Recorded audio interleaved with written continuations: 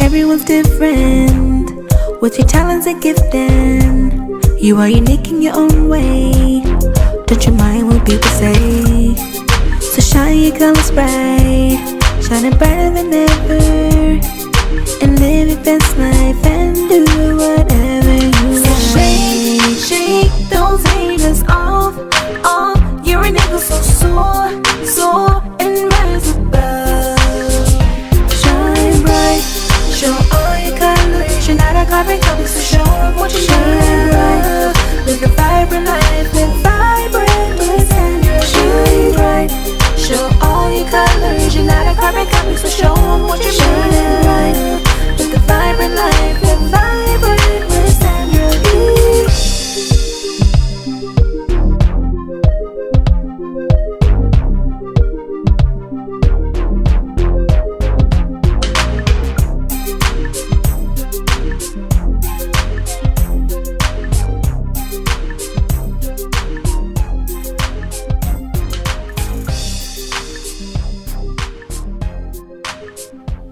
Hi and welcome to Vibrant. I'm your host Sandra V, and I am so glad that you chose to join us today. We've got a great show planned for you, a wonderful guest here in studio with us, and our topic today is going to be the importance of mental wellness.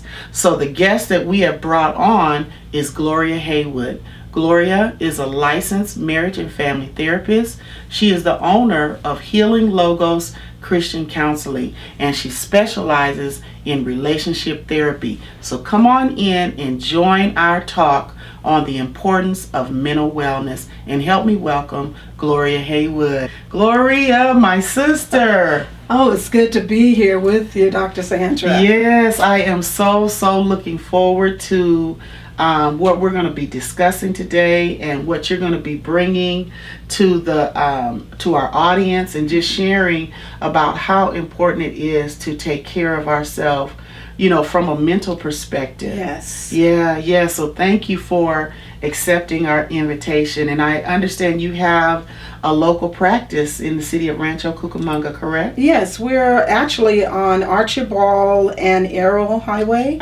And it's going really well. It's very necessary. Mental health is extremely necessary. Absolutely. And so we're just looking forward to being able to reach out to the people and to help the people. Wonderful. And we'll share a little bit more about your practice a little bit later in the interview. But, you know, as I'm seeing, so many people are dealing with depression, and suicide is at an all-time high. And I'm watching people, how they're coping with everyday life, and it's not necessarily from a positive perspective. So right. I thought, who could we get to come on and just share? And of course you came to mind, and so again, we're excited. We're excited. Thank you again for inviting me. Yeah. So what current trends are you seeing in our world today as it relates to mental health, mental illness? What are the trends? Okay, one of the things that we're actually looking at in regard to mental health, the trend is online therapy. Okay. Tell us what that is. Online therapy, we call it telehealth, or some may call it telecounseling. But actually, it gives people now an opportunity to be able to go online and have that individual therapist right there, because everybody can't necessarily make it to the office. Got it. Some people live in remote areas where it's kind of difficult to get to an office. Sure. And for some, it's actually less expensive using the online therapy. Traditionally, we didn't particularly care for the online as much, because it's nothing like being in the room with the person and feeling the person. Sure. However, with technology these days, we've come to a place that we can still get that audio and video aspect, so we can still pick up on the body movements and the incongruencies between what's actually being said and what's actually, going forth with a person. So that's been the number one trend that's been going on. You're going to see a lot more of that. I love it. A lot more. Now, the thing that we do have to understand, though, with online, and for every client that wants to have online services, because it is technology, because it is electronic, there is a possibility of there being problems with confidentiality. Got it. And so what we make sure that we do, and so if anyone's going to do online therapy, they want to make sure that the therapist is letting them know ahead of time that the confidentiality could be, broken because of because of technology. And some therapists like to have that written, and then, but it can also be verbal. But they must know before they begin to speak. They have to be informed. Now, you're licensed in the state of California. Yes. And so you're able to service anyone online in the state of California. Yes. So if a person were out of state, they could connect with someone in their state and do online. Exactly, where that particular therapist license is at. Got it. So, Gloria, tell us at least one of the conveniences, and then maybe one inconvenience of doing the online sessions. Okay. Well, let me start with the inconvenience first. We'll start on that one. Sure. The inconvenience of it is crisis. Okay. If in fact you're in a crisis, the online is not the best place to be. Got it. Because you're going to need more hands-on. Exactly. You can't get to the person. You can't, So it's very important to keep that in mind if we're doing the online counseling. Okay. The convenience of it is just that. The convenience. There are times you'll have people that are incapacitated. Okay. And so, that having that ability to have the counseling, because a lot goes on while you're incapacitated. Sure, absolutely. A lot, not just physically, but psychologically, emotionally, depression. A lot of things happen at that particular time. Okay. So then being able to have someone to talk to right then helps. Sure. Sometimes financially, you're unable to get to a particular place because of, the economics. Maybe the card is down, it's not working, maybe there is no bus, or maybe you don't have money for Uber, and so and then just sometimes your schedule, just sometimes really your schedule. So to have the convenience of being able to dial in really helps a lot.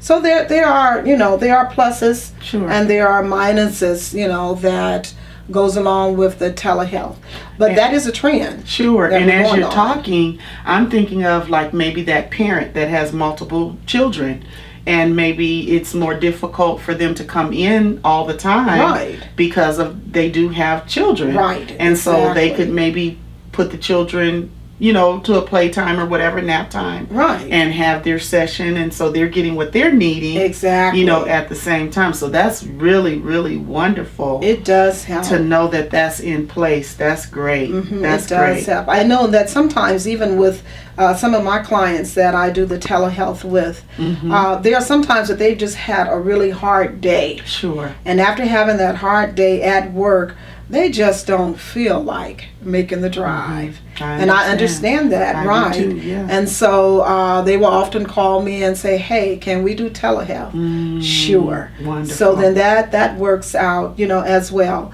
Again, though, the preference is being in the room, because there's nothing like being in the room. Absolutely. But sometimes you're just unable to be in the room, and we certainly don't want anyone to have to go through any discomfort, especially mental discomfort, because they couldn't get in the room that day. Okay, great. I'm so glad you brought that out. Now, there was something that I really, really wanted to talk about while we have you here. Okay. Because I'm in talking to people in passing, a lot of people don't understand the difference in depression versus sadness. clinical depression. And so can you just shed a little light on that? What's the difference in, because you can be going through something in your life, a season in your life, and you're experiencing sadness, but you're not necessarily depressed. Right. And I think sometimes it gets blended. So can you just bring a little bit of clarity to that? What's the difference? It's quite a few. When it comes down to sadness is usually situational. Love it. Something happened that caused me to be sad. It could be, a loss of a job. It could be, a relationship that breaks up. Right. It could be a sickness. It could be many different things that can cause that sadness. The thing about sadness, though, is that even when we're sad, there are certain times, certain people can come into our lives during that sad period, and all of a sudden we kind of cheer up some. Right. I mean, we may go back into the sadness after they leave. Okay. But we cheer up some. Sure. So that's the difference between it. And also, sadness don't last always. Okay.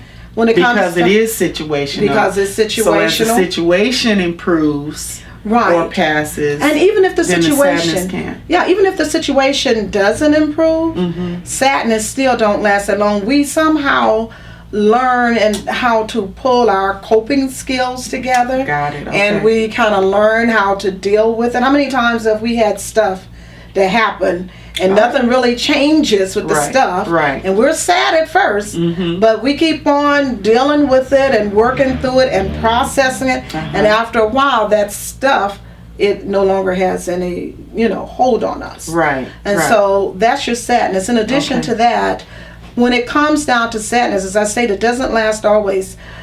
Where your difference comes in is depression. Depression comes when you've been sad, like really, really sad, for over 2 weeks.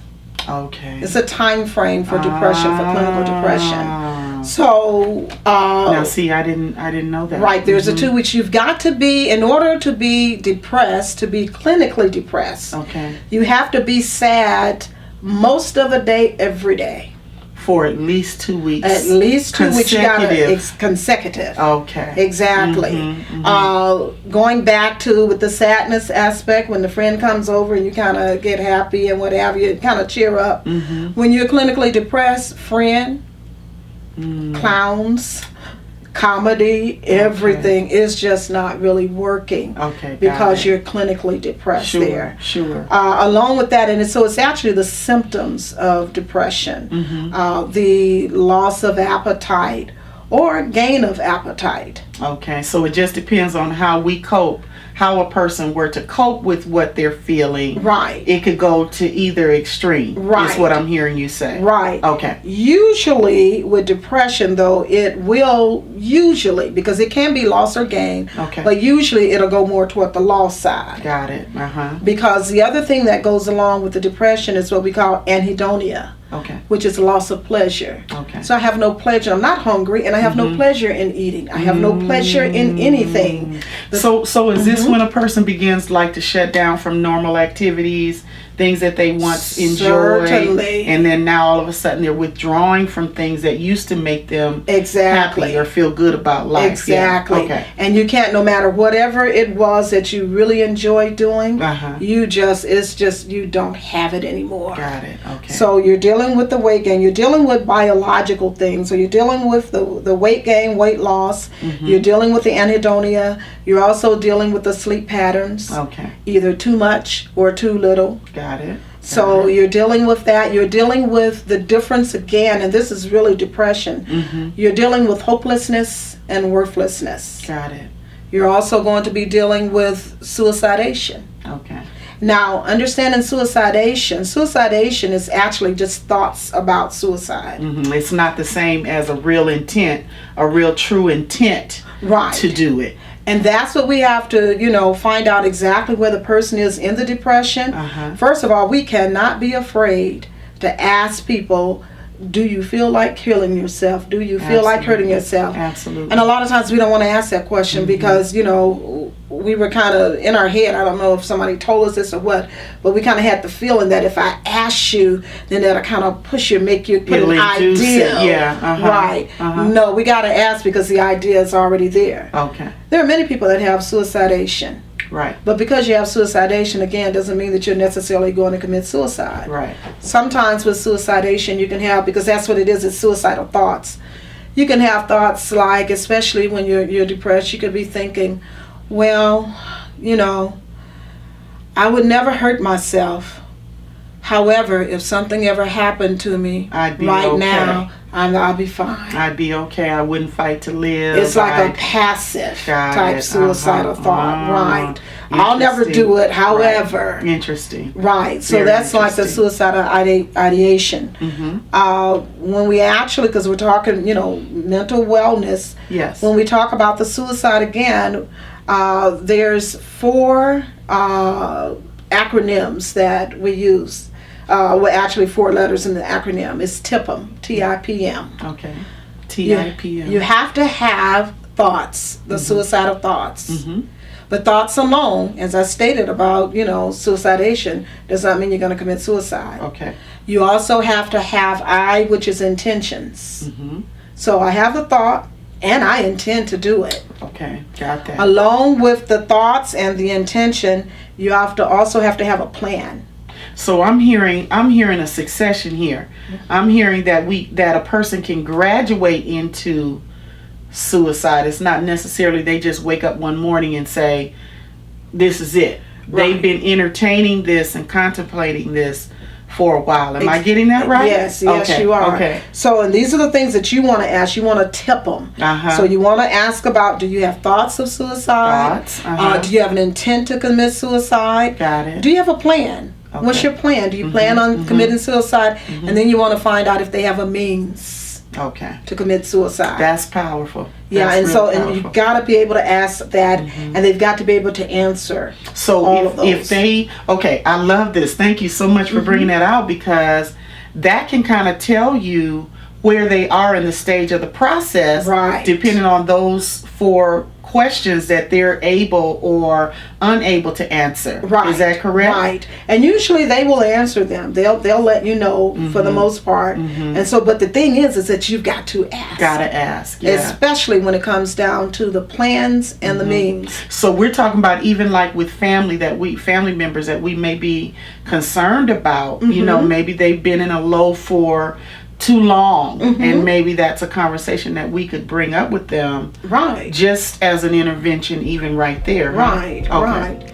We're gonna take a little break, but I want you to come right back, because we have more information that we're gonna share on the importance of mental wellness, and you don't want to miss what else our therapist here today, Gloria Haywood, may have to say.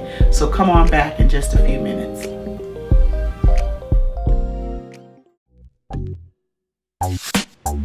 Hi, it's Coach Sandra V, and I'm reaching out to just tell you the difference between having a mentor and having a life coach. A mentor is someone who usually specializes in one particular area and helps you to develop that. A life coach takes your entire life into perspective, where you are, where you want to go, and helps you map out a doable plan for you to accomplish what you'd like to accomplish. So give me a call and let's get coaching.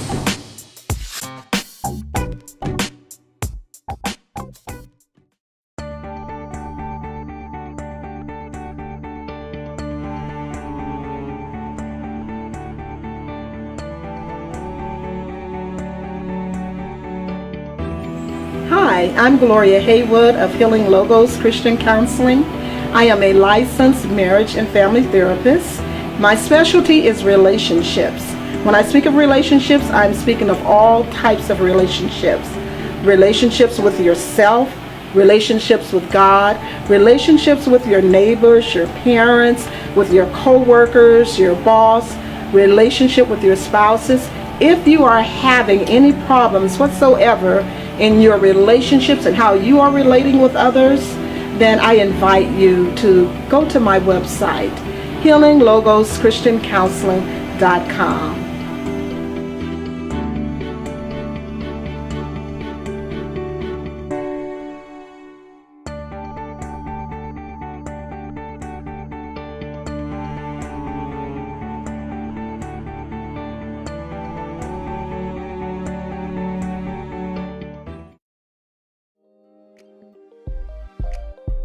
Hi, and welcome back to Vibrant. We are here with my special guest, Gloria Haywood. She's a licensed marriage and family therapist, and we've been talking about the importance of mental wellness. So come on back in as we're chatting and join us.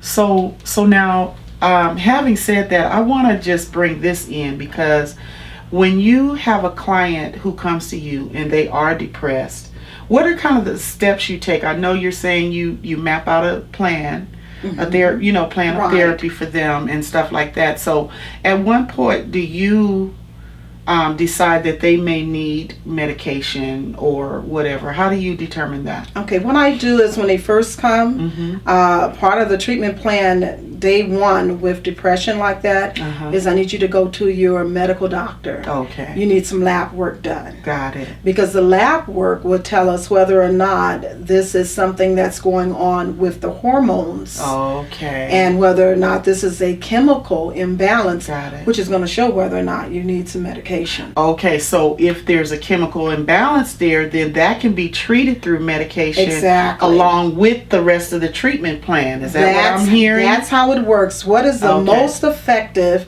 is the medication and psychotherapy. Okay. They work best together. Got it. But not all people need medication, but oftentimes many do, and they're afraid of it. They're afraid to get the medication. And then also when you do go on the medication, you've got to know when you start feeling better, and you'll start feeling better because sometimes you need the medication just to give you enough to get to the place to do those other steps that we're talking about. Okay, I love that. Sometimes you can't get to the mall yet. You got to get some medication to get you to the place where you can get up and get to the mall. Especially if there's a hormonal imbalance. So once you get the right dosage, get that balanced out, the person's feeling better, then they can maybe start weaning from it and kind of see if the other things are now working now that we got you let the doctor wean you off. It's extremely important. Okay. Because what we're doing in psychotherapy is that we'll be dealing with a lot of your thought processes, a lot of negative thoughts, a lot of things that automatically go with depression. Okay. So that's what we're doing. We're in the head doing this part. But when it comes down to the hormones, you're talking now about the brain and the hormones. Sure. So you need the medication for that. But when you start feeling better and you're doing well, many people make the mistake, big mistake, of, I'm feeling better, I'm not taking that medicine anymore, I'm good. The danger of taking yourself off, suicidal thoughts are associated with it, with the medicine sometimes. They increase. I got you. And it puts you to a place where all of a sudden the depression takes you down even further. The suicidal thoughts get really loud there for you. And it's a possibility that death could occur. So it is very important you let the doctor advise wean you on off. that. That's what they do. Okay. If you're on 15 grams of whatever medication, antidepressant, let them take you off 5 grams or 5. That's what they do. Don't try to do it yourself. It is not wise. Got it. I got such an appreciation for what you're saying. And then, I've been just listening, and across the country, they're showing where the suicide rate has increased over the last several years. And then in certain parts of the country, it's even higher than other parts of the country. So I had to get you in here to ask this one. So what would you say, as a therapist, what's contributing to this rate increase, and why? I know environment plays a big role on our mood and all of that, our intake, what we're eating and all of this, but what's this increase that we're seeing? What's causing all this? Researchers are all sort of agreeing that they really can't agree on what's actually causing. They really can't. So no one thing. The one thing that they're looking at is that 1999 to right about now, that's when that increase came about. Really? Well, why so? Well, we got to kind of look at some of the environmental things that happened. One of the things that they were talking about was in 2007, 2008. What happened then? That the recession. Recession. Yeah, we went through a recession as a nation. That's exactly. And so that's what they were saying. that definitely contributed to it. And we know that it did. I don't know if you remember, there was a family, they were an African American family.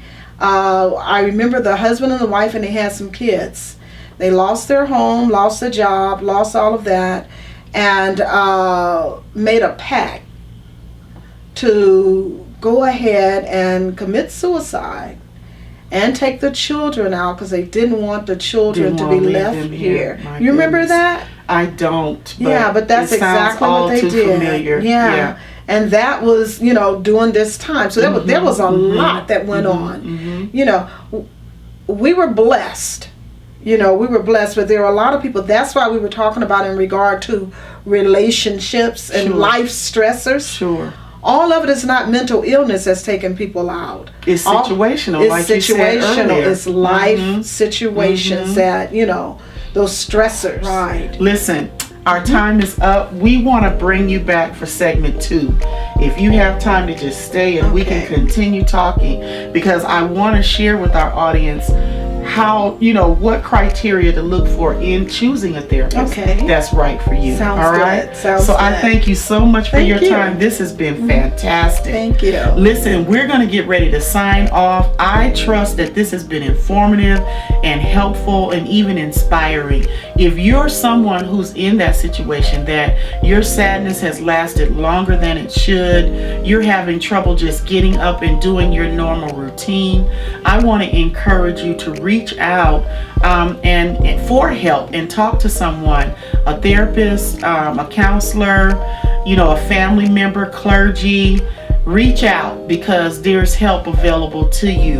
And so we're going to get ready to sign off, but we're going to bring Dr. Gloria back for a part 2, and we're going to talk about how to select a therapist that will best work for you. All right, so as I always say, you were not created to be a carbon copy. So make sure you allow your unique to shine, and we'll see you real soon right here on Vibrant. God bless. And if it's